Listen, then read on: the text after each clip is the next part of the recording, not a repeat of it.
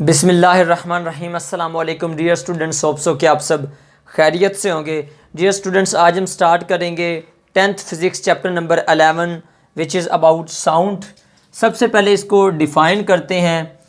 तो साउंड क्या होता है बेसिकली हमारे पास, इसको अगर हम डिफ़ाइन करें तो sound is a form of energy which enables us to hear। यानी कि ये क्या है, एनर्जी की एक किस्म है, एक फॉर्म है जो हमें इस काबिल बनाती है कि हम चीज़ों को सुन सकते हैं। ठीक है, जिसे आप साउंड कहते हैं, इसे आप सेंसेशन ऑफ हेयरिंग भी कहते हैं। ठीक है, तो हम देख लेते हैं इसमें सबसे पहली चीज़ कि साउंड का सोर्स कौन सा है, साउंड प्रोड्यूस कैसे होता है। तो देखें आप, ये मैं इसके साथ क्या कर रहा हूँ, वाइब्रेट कर रहा हूँ इसको, तो हमारे पास क्या जनरेट हो रहा है, साउंड प्रोड्यूस हो रहा है। तो इसका मतलब क्या हुआ कि किसी भी चीज़ में जब आप वाइब्रेशन लाते हैं तो उसमें क्या जनरेट होता है, उसमें क्या प्रोड्यूस होता है, उसमें साउंड प्रोड्यूस होता है। तो साउंड का सोर्स कौन सा है हमारे पास, अगर हम सोर्स की बात करें तो वाइब्रेशन क्या होती है, वाइब्रेशन हमारे पास क्या होता है, इसका सबसे बड़ा सोर्स है। साउंड प्रोड्यूस करने के लिए जब भी किसी ऑब्जेक्ट में हम वाइब्रेशन लेके आते हैं तो वो क्या जनरेट करता है, हमारे पास साउंड। ठीक है, इसकी एग्जांपल ये देख लें कि आपके पास ये जो सितार है, इसमें क्या होता है आपके पास कि इसमें यूं यहाँ पे स्ट्रिंग्स लगी होती हैं। ठीक है, यहाँ पे स्ट्रिंग्स लगी होती हैं, तो जैसे ही स्ट्रिंग्स को क्या किया जाता है, वाइब्रेट किया जाता है, तो वाइब्रेशन से क्या प्रोड्यूस होता है, हमारे पास साउंड प्रोड्यूस होता है। क्या प्रोड्यूस होता है, साउंड। तो इसका क्या मतलब हुआ कि साउंड को प्रोड्यूस करने के लिए जो हमारे पास सोर्स है वो क्या है, वाइब्रेशन। ठीक है, तो इसके बाद हम ये भी देख लेते हैं कि इसी तरह एक और एग्जांपल अगर आप देखें तो आप अगर ड्रम को देखें तो ड्रम को भी आप अगर प्लग करें स्ट्रिंग्स की मदद से, तो प्लग करने का क्या मतलब है, आप उसको वाइब्रेट करते हैं तो वाइब्रेशन से क्या प्रोड्यूस होता है, साउंड प्रोड्यूस होता है। दोनों तरफ क्या प्रोड्यूस होता है, साउंड। सो इसका मतलब है कि साउंड का जो सोर्स है वो क्या है, वाइब्रेशन। ठीक है, इसके बाद हम देख लेते हैं, देखिए हमने साउंड की साउंड कह रहा हूँ, हमने वेव्स की दो टाइप्स पढ़ी थी, mechanical waves and electromagnetic waves. तो हम देखते हैं कि ये कौन सी टाइप है। हमारे पास मैकेनिकल वेव्स ऐसी वेव्स थी जिनको प्रोपेगेट करने के लिए मीडियम रिक्वायर्ड था, जबकि इलेक्ट्रोमैग्नेटिक वेव्स कौन सी थी, जिनको मीडियम रिक्वायर्ड नहीं होता एक जगह से दूसरी जगह प्रोपेगेट करने के लिए। तो साउंड जो होती हैं बेसिकली ये कौन सी वेव्स होती हैं, साउंड आर मैकेनिकल नेचर। यानी कि साउंड जो होते हैं ये इनको रिक्वायर्ड होता है मीडियम, चूँकि इनको क्या होता है, रिक्वायर्ड होता है मटेरियल मीडियम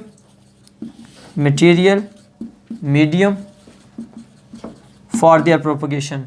इनको मीडियम चूँकि रिक्वायर्ड होता है तो इसलिए हम साउंड्स को कह सकते हैं कि वो क्या होते हैं, मैकेनिकल होते हैं। यानी कि साउंड्स की जो वेव्स होती हैं वो क्या होती हैं, मैकेनिकल वेव्स होती हैं, जिनको प्रोपगेट करने के लिए मीडियम रिक्वायर्ड होता है। तो इसमें मीडियम कौन सा होता है, जैसे लेट्स सपोज ये एक पर्सन खड़ा है, अगर ये स्पीक कर रहा है तो जो ये साउंड जनरेट कर रहा है इसको क्या चीज़ रिक्वायर्ड है, इस पर्सन को सुनने के लिए इसके दरमियान क्या मौजूद है, एयर मौजूद है। तो एयर के मौजूद होने की वजह से एयर के जो इसमें पार्टिकल्स हैं वो क्या करते हैं, आगे से आगे हमारा साउंड जो है, क्योंकि waves are carrier of energy, तो वो आगे से आगे एनर्जी को ट्रांसफ़र करते रहते हैं जो एयर के पार्टिकल्स होते हैं, जिससे एक से दूसरे पर्सन तक साउंड जो है वो अप्रोच करता है। ठीक है, तो इसका मतलब है एयर क्या है, बेसिकली एयर मीडियम है, तो हमें इसमें मीडियम रिक्वायर्ड होता है, इसलिए हम कहते हैं साउंड्स क्या हैं, ये मैकेनिकल वेव्स रखती हैं। इसी तरह अगर हम इसकी एग्जांपल देखें कि इसकी एक एग्जांपल आपके पास के लेट्स सपोज ये आपके पास एक है जी जार, इलेक्ट्रिक जार।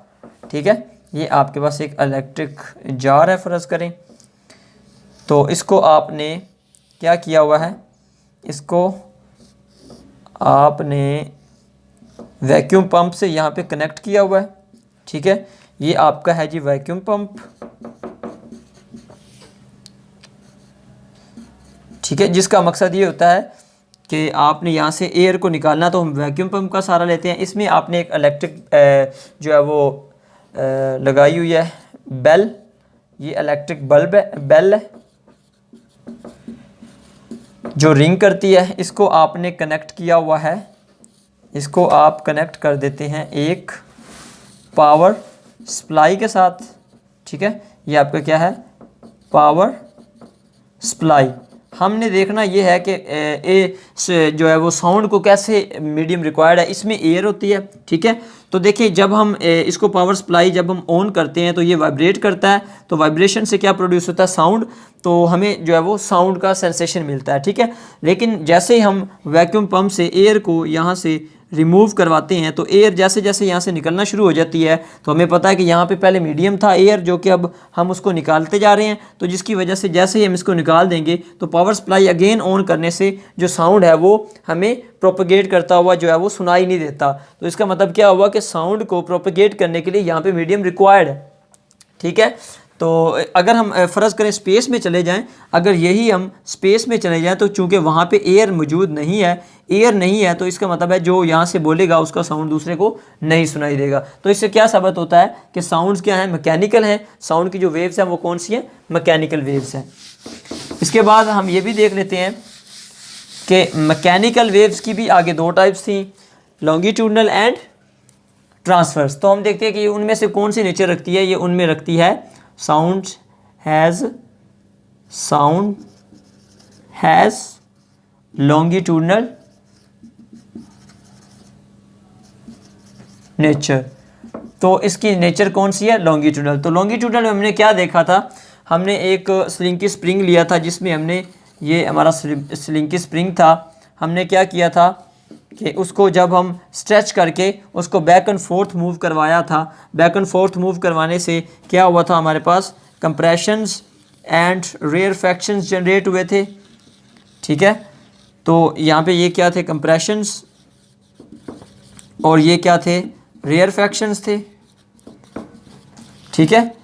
तो इनको हमने नाम दिया था लॉन्गिट्यूडनल वेव, जिनमें वेव की मोशन पार्टिकल की मोशन की क्या थी, पैरेलल थी, यानी कि along the direction of propagation थी। पार्टिकल की motion along the direction of क्या थी, प्रोपगेशन ऑफ वेव थी। तो उसको हमने नाम दिया था लॉन्गिट्यूडनल का। तो इसमें हम देखते हैं कि साउंड कैसे लॉन्गिट्यूडनल है। तो इसके लिए हम एक एक्टिविटी परफॉर्म करते हैं, जैसे हमने पहले एक एक्टिविटी परफॉर्म की है, इसी तरह इसमें भी हम देखते हैं कि ये हमारे पास एक ट्यूनिंग फोर्क है, ये कि हमारे पास एक म्यूज़िकल इंस्ट्रूमेंट है जिसमें ये इसके क्या होते हैं, प्रॉग्स होते हैं, प्रॉन्ग्स, ठीक है, जिनको आप स्ट्रिंग्स भी कह सकते हैं। तो आप क्या करते हैं कि आप एक हैमर, यहाँ पे एयर की लेयर्स हैं, ये आपके पास लेट्स सपोज एयर की लेयर्स हैं, ठीक है। तो जैसे ही आप इसको किसी हैमर से यहाँ पे इसके ऊपर जो है वो इसको आप हिट करते हैं, ठीक है, इन प्रॉन्ग्स को आप क्या करते हैं, किसी हैमर से जब आप हिट करते हैं तो स्ट्रिंग्स क्या करती हैं, आपस में वाइब्रेट करती है। वाइब्रेशन से क्या प्रोड्यूस होता है, साउंड। तो वो क्या करता है, प्रेशर लगाता है, फोर्स पर यूनिट एरिया लगाता है। तो ये वाली जो करीब की लेयर्स होती हैं एयर की, वो क्या हो जाती हैं, ये वाली करीब की लेयर्स जो हैं वो कंप्रेस हो जाती हैं। करीब की लेयर्स क्या हो जाती है, कंप्रेस। तो इनको हम क्या देते हैं, कंप्रेशंस। जबकि साथ वाली क्या होती हैं, रेयर फैक्शंस होती हैं। ये जो फार अपार्ट होती हैं ये क्या होती हैं, रेयर फैक्शन होती हैं। तो जैसे जैसे हम स्पीक करते जाते हैं, ये जो कंप्रेशंस है ये आगे, चूँकि इनमें एनर्जी होती है, हम स्पीक करते हैं तो ये आगे waves are carrier of energy, तो ये आगे से आगे कंप्रेशंस मूव करते जाते हैं, कंप्रेशन आगे जाते हैं, ठीक है। इसी तरह जब आप इसको हिट करते हैं और इसको आप पीछे करते हैं, हिट करने के बाद पीछे करते हैं, तो ये स्ट्रिंग्स पहले इस तरफ मूव करती हैं, ठीक है। जब इधर मूव करके ये स्ट्रिंग्स मूव करके इधर जाएंगी तो यहाँ पे स्पेस खाली हो जाएगी। तो फिर यहाँ पे क्या जनरेट हो जाते हैं, फिर यहाँ पे पहले कंप्रेशंस बनते हैं, फिर यहाँ पे क्या बन जाते हैं, रेयर फैक्शंस।